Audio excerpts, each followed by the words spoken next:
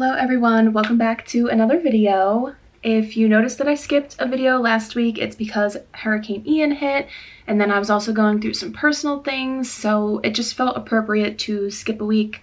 So here we are with a exciting video about resort hopping. So the very first thing that I did was book my flights, obviously. So I booked those 2 weeks out, and I flew down for one day just on one Saturday, got there at like 8 or 9 a.m. and we left at like 8 p.m. So I was in Florida probably like total of like 10 hours after, I left the airport and then had to get back to the airport, blah, blah, blah. So because I flew down for one day, I feel like my situation is going to be a lot different than most of yours. I'm sure that you're either already in Florida and looking for something to do, or you're part of, the DCP, or you live there, like whatever your situation is. I'm sure that it's going to be much different than mine. So two things that I need to talk about before I get into my detailed list is the essentials that literally saved the day for me when it came to resort hopping. So really anytime you're in Florida between the months of like May to like October, you're probably really going to want a fan to have with you.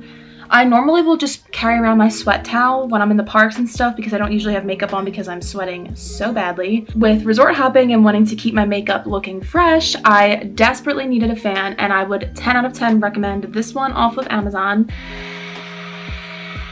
Amazing. And then the other essential that I think is a must if you're going to Florida for a one-day trip and you are creating content, I think that this is absolutely essential. It can also just be used as a really good personal item on the plane with you because it holds a lot of stuff. So this is called the backpack on this website called Beis, I want to say. But basically it's just this really oversized backpack. It has some really deep side pockets that fit, our Fiji waters actually. It could probably fit a small hydro flask, but it will fit most water bottles. And then the front just has this typical, backpack zipper. But the main reason that I love this bag so much is that it's basically a mini suitcase. So it doesn't have wheels or anything, but it does have like these straps that will hold everything in place. I packed 10 outfits with me and they all fit in here, and then I was able to fit all of my ears in this back pocket, and I had like 6 pairs of ears with me, and this fit everything, and it also just completely evenly distributes the weight, so your back's not going to be killing you throughout the day.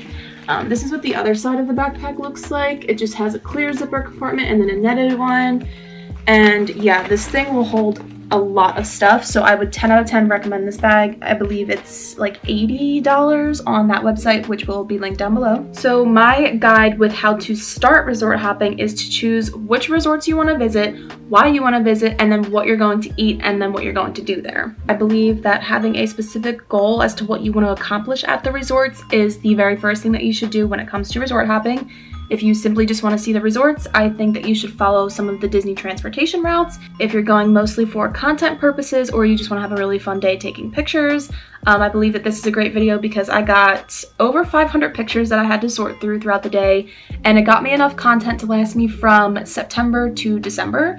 So, 4 months worth of content is pretty successful if you ask me. If you're not staying on Disney property, like if you live there, you're staying with family or something like I sometimes do, then I think that getting an advanced dining reservation is the best way to begin resort hopping because especially if you're driving there, you can't park without having a hotel reservation or a dining reservation. If you want to make resort hopping an entire day thing, I would choose somewhere to have breakfast, somewhere to have lunch, and then somewhere to have dinner. Or if you're looking specifically to snack, try to align your day so that you'll hit those resorts at those specific times that you would like to eat.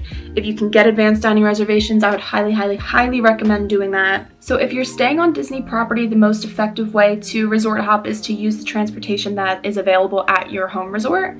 So if you're staying along the Skyliner resorts, the monorail resorts, or any of the resorts with water taxi accessibility, obviously use those because it's free and it's easy and it's going to be the most effective way for you to get around. Let's talk about the resorts that are on the certain loops of Disney's transportation systems. So first we have the Skyliner resorts, which is my personal favorite way to resort hop. You have the Riviera, Pop Century, Art of Animation, and Caribbean Beach Resort, and the Skyliner will also take you to Hollywood Studios and Epcot. The monorail resorts include the Contemporary, Grand Floridian, and the Polynesian. So you can also resort hop through water taxis, which is Disney's fancy way of saying a boat.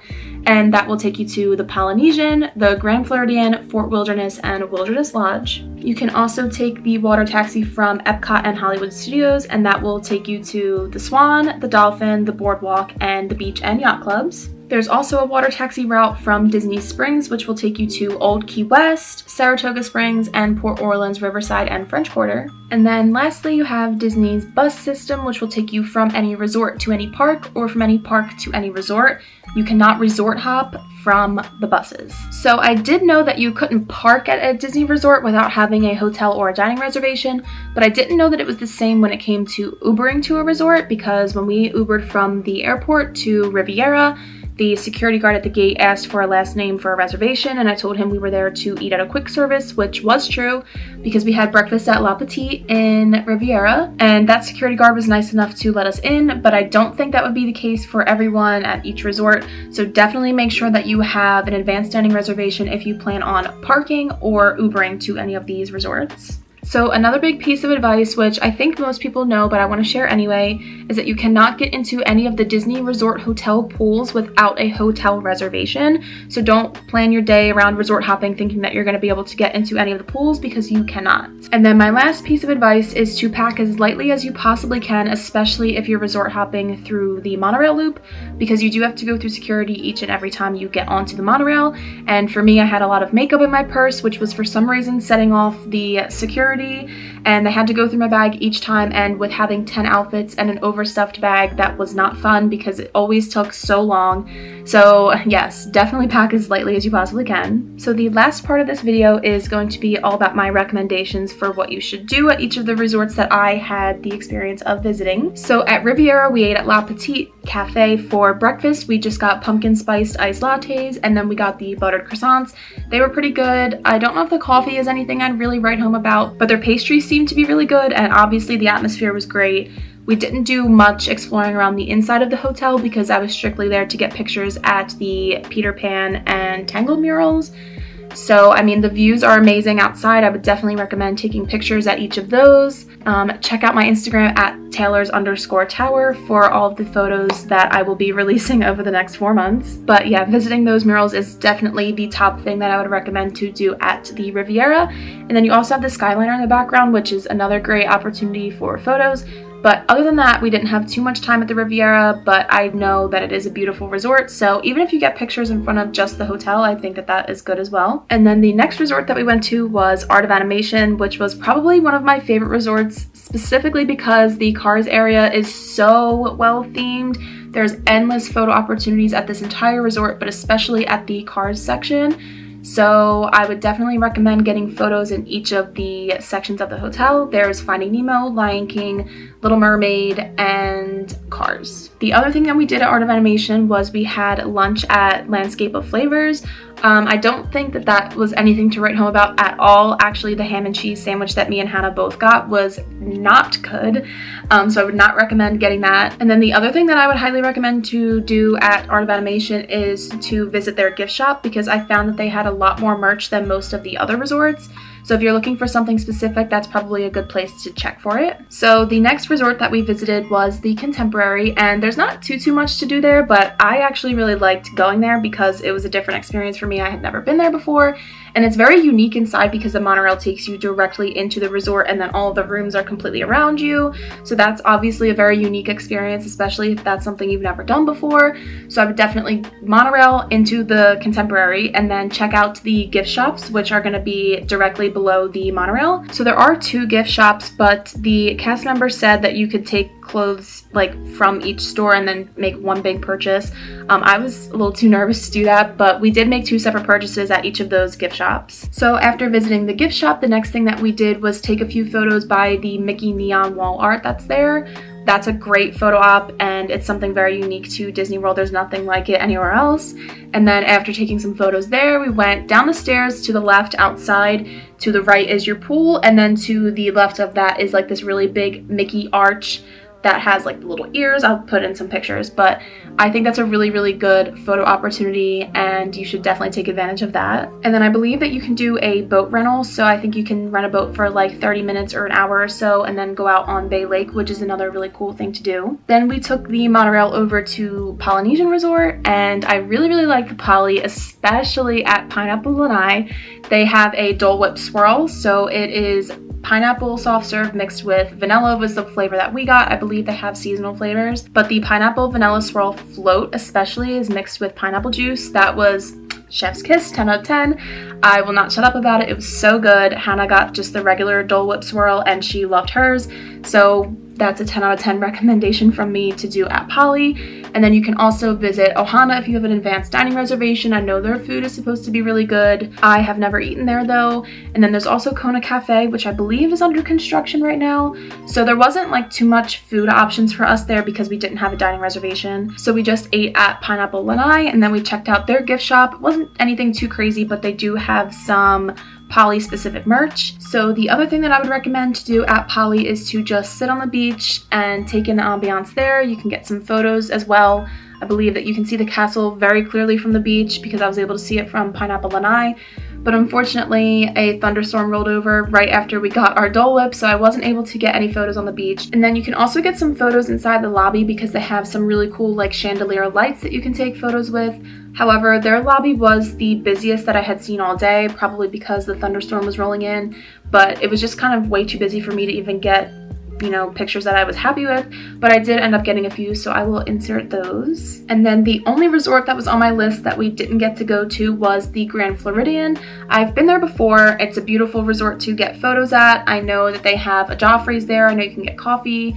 There's plenty of dining options. I've been in their gift shop. They have a pretty big gift shop as well.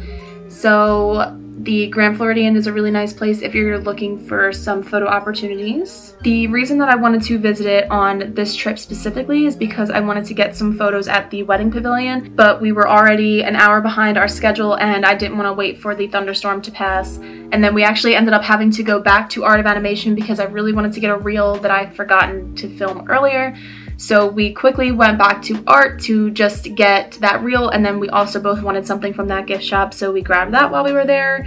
And then the last resort that we went to was Port Orleans, Riverside, and French Quarter. Once we got back to Magic Kingdom, we took a bus over to Port Orleans, Riverside, just because the bus for French Quarter was pretty late and we just figured we would get there a little bit faster by going to Riverside first.